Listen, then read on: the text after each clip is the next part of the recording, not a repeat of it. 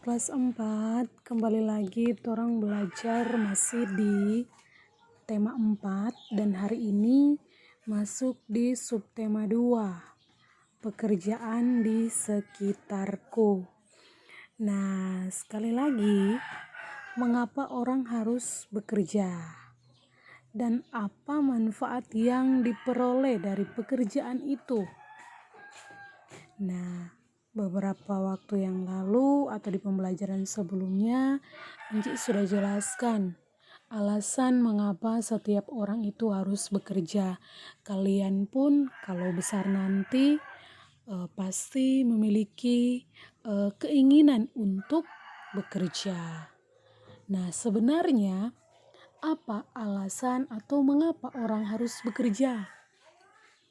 Jadi selain untuk mengembangkan keterampilan yang dimiliki atau skill yang dimiliki, orang itu mendapatkan manfaat yang diperoleh dari pekerjaan itu, yaitu bisa mendapatkan penghasilan atau bisa mendapatkan uang. Nah, yang digunakan untuk memenuhi kebutuhan hidup sehari-hari. Di sini perlu juga kita ketahui bahwa setiap pekerjaan itu atau orang yang memiliki pekerjaan itu berbeda-beda.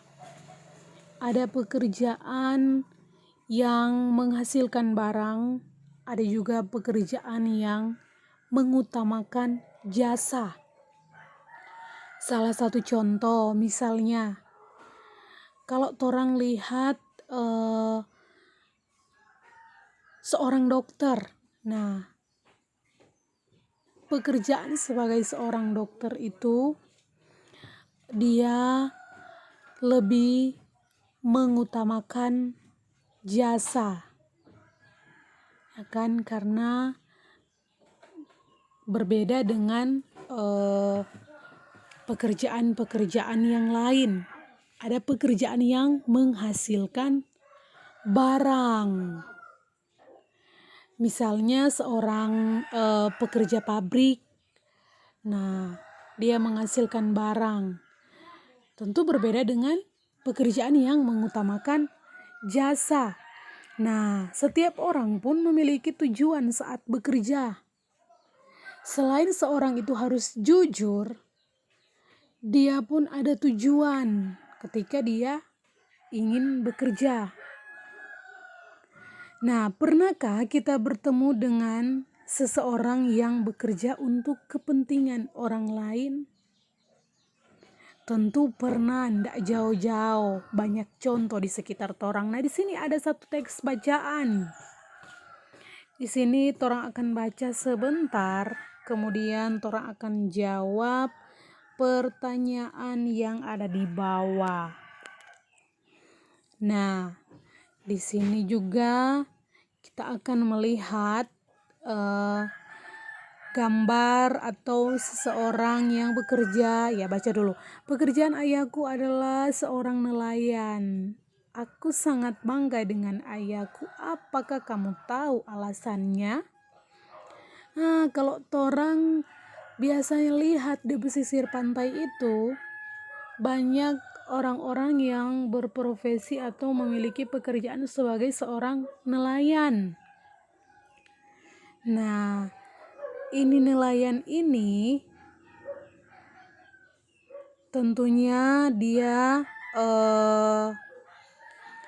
bekerja atau melaut pada malam hari dengan membawa sampan dan jaring untuk pergi berlayar.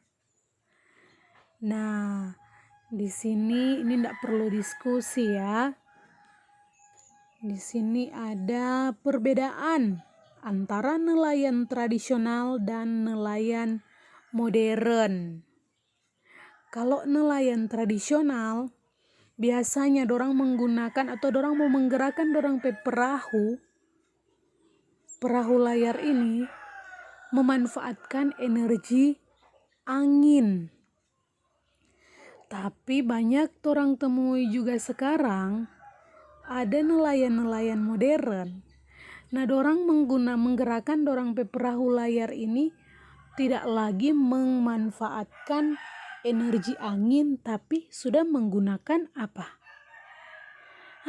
Kapal mesin yang memerlukan bahan bakar, sehingga tidak lagi memanfaatkan energi angin. Ada energi alternatifnya. Dorang sudah menggunakan kapal mesin, itu nelayan modern.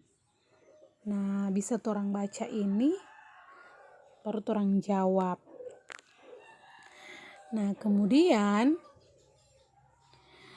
torang juga pernah dengar banyak orang-orang yang tidak bertanggung jawab.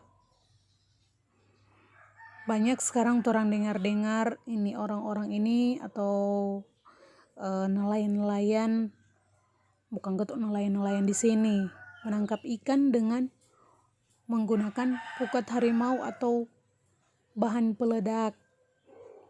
Nah, sehingga itu merugikan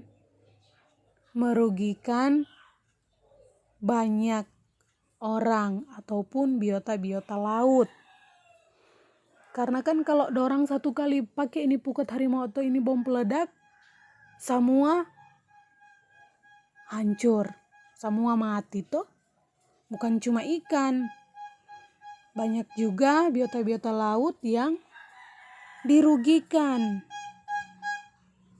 Nah, apakah kita setuju dengan pengambilan ikan atau penangkapan ikan seperti ini? Tentu tidak, karena akibatnya sangat buruk. Nah, ini kata dorang ini nelayan ini menggunakan menangkap ikan dengan menggunakan bahan peledak, bom ikan. Kalau ini dia menggunakan pukat harimau. Kalau menggunakan pukat harimau ini sampai dengan ikan-ikan kecil boleh mau langsung dapat ambe. Nah, di sini ayo kita amati bagaimana ikan bisa kita makan.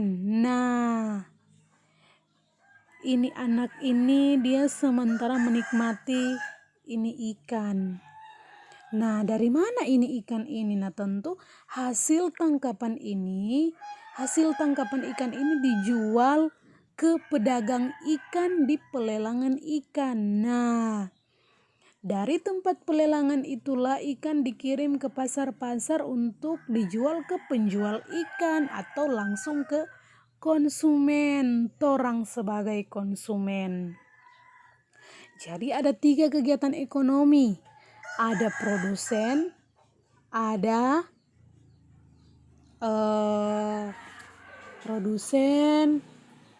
konsumen, apalagi yang satu. Jenis-jenis kegiatan ekonomi. Nah, kemudian orang lanjut dulu ini. Penjual ikan dan konsumen wajib menjaga kebersihan pangan dengan cara mencuci ikan hingga bersih. Nah, di sini pun orang lihat ada berbagai jenis pekerjaan. Ada nelayan yang menangkap ikan, kemudian dijual ke pedagang. Nah, pekerjaan sebagai pedagang. Nah, kemudian ini ikan ini bisa sampai ke torang, ke tangan konsumen. Jadi ada produsen, distributor, dan konsumen. Nanti torang akan bahas lebih lanjut. Apa ini produsen, apa ini distributor, apa ini konsumen. Nah, di sini kita akan belajar kegiatan jual beli. Ada yang berupa barang, ada pula yang berupa jasa. Saya jelaskan tadi lebih dulu. Ada pekerjaan yang menghasilkan barang, ada pekerjaan yang mengutamakan jasa. Tentu kalau jasa dia lebih apa? Pekerjaan yang tidak menghasilkan barang ini kalau mengutamakan jasa. Di sini ada berbagai jenis kegiatan ekonomi yang terjadi di sekitar torang. Misalnya jenis kegiatan ekonomi apa, lapangan pekerjaannya di mana, hasil dari setiap pekerjaannya apa, dan penyebaran barangnya bagaimana. Kan banyak orang lia-lia di sekitar torang, ada yang bekerja, memiliki pekerjaan sebagai petani, ada yang mengutamakan jasa, dia bekerja di perkantoran. Nah, seperti itu. Oke, di sini orang lanjut ke pembelajaran 2. Pekerjaan apa yang paling baik?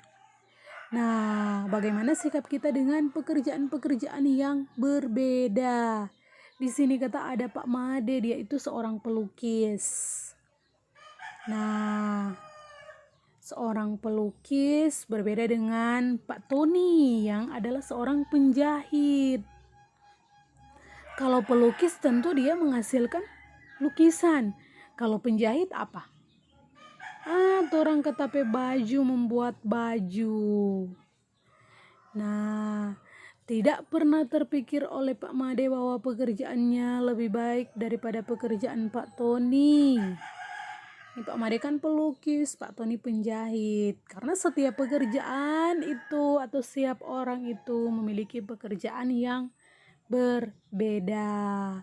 Dan kita tidak boleh menganggap atau merasa bahwa pekerjaan kita lebih baik daripada pekerjaan orang lain nantinya kalau kalian akan bekerja, kalau sebesar. Karena setiap pekerjaan sama yang memberikan manfaat bagi orang lain. Bayangkan kalau nyara ada penjahit, orang mau pakai apa? Baju dari mana? Jadi jangan pernah menganggap pekerjaan itu atau pekerjaan pekerjaan lebih baik dari pekerjaan orang lain. Orang lanjut di sini. Kalau yang lalu so kasih tugas sila-sila dalam Pancasila beserta dengan simbol-simbolnya. Kira-kira anak-anak kelas 4 so tahu? Sila pertama DP simbol apa? Sila kedua sampai sila kelima apa? Dan orang akan belajar hari ini di sila kedua. Tapi sebelumnya Encik mau jelaskan dulu, ini Pancasila ini terdiri dari 5 sila. Pasti so hafal, so kelas 4 toh. Nah, yang orang akan pelajari di sini apa DP simbol-simbol. Seperti sila pertama, bunyinya apa? Kalau sila pertama apa DP bunyi? Ketuhanan yang Maha Esa. Dia simbol apa? Simbolnya apa? Bintang. Dan ada artinya kenapa DP simbol bintang. Begitu juga dengan sila-sila yang lain dengan simbol-simbolnya. Ini bintang ini kenapa toh ini sila pertama ini dia pakai simbol bintang? Karena kata ini bintang ini apa? Orang lihat kalau malam hari dia bersinar. Nah, orang ingat saya kalau sila pertama berhubungan dengan Tuhan. Jadi tentang agama itu ada di sila pertama. Dan sekarang sila kedua, kemanusiaan yang adil dan beradab. Simbolnya adalah mata rantai. Nah, orang lihat di sini ada mata rantai yang berbentuk segi empat yang melambangkan laki-laki. Ada juga mata rantai yang berbentuk lingkaran. Ada dua tuh, ada yang kotak, ada yang lingkaran, segi empat dan lingkaran. Nah, ini merupakan simbol dari sila kedua, kemanusiaan yang adil dan beradab. Nah, kenapa dia pakai simbol mata rantai? Karena orang lihat di sini mata rantai ini saling berkaitan dan melambangkan hubungan manusia satu dengan yang lainnya. Jadi, orang perlu bersatu dan saling membantu. Jadi masing-masing orang perlu bersatu, saling membantu supaya jadi kuat seperti ini rantai ini. Kan orang lihat rantai, ndak mudah lepas dia kuat. Toh? Nah, itu simbol dari sila kedua. Itu DP makna. Berbeda dengan simbol dari sila satu. Orang lihat ini bintang ini. Dia bersinar, itu menandakan atau simbol dari bagaimana orang hubungan dengan Tuhan. Atau yang berhubungan dengan agama. Dia ada di sila satu, sila pertama. Ini sila kedua, kemanusiaan yang adil dan beradab. Simbolnya mata rantai. Jadi setiap manusia itu setara dan sejajar. Kalau dulu ada yang bilang laki-laki itu harus DP derajat harus di atas dari perempuan. Tapi sekarang tidak lagi seperti itu. Jadi setiap manusia itu, setiap orang itu setara dan sejajar. Tidak lagi bilang, oh dia laki-laki, dia perempuan. Tidak selamanya harus laki-laki yang memimpin. Sekarang juga pun orang solelia banyak perempuan-perempuan yang memimpin. Jadi jangan berkecil hati juga ini laki-laki. Karena di sini saya bilang setiap manusia setara dan sejajar. Nah, mempunyai rasa, pikiran, dan tindakan. Jadi di sini mengutamakan kebenaran dan keadilan. Nah, di sini ada hubungan antara simbol dengan makna sila kedua dan Pancasila. Sudah tadi Encik so jelaskan. Nanti di sini ini sebentar diisi nih. Oke. Ya, sampai di sana. Oh ya, ini ada berkreasi dengan melukis, keterampilan melukis. Kalau yang lalu Encik so pernah kasih tugas membuat lukisan tentang pekerjaan yang torang lihat di sekitar torang, tapi cuma beberapa yang debaking. Jadi ini juga ada pembelajaran tentang keterampilan melukis. Nanti mau lanjutkan itu nih. Oke, sampai di sana pembelajaran kita hari ini. Nanti orang lanjut berikut. Terima kasih.